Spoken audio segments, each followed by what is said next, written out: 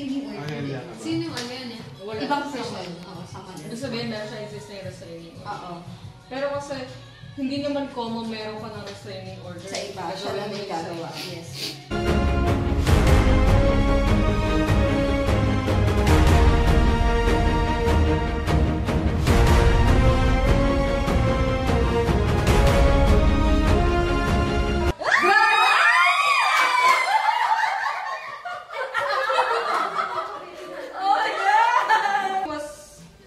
In the head 9 times with a large rock until she became unconscious and bled to death. Friend was pregnant with my boyfriend's baby. Oh my God!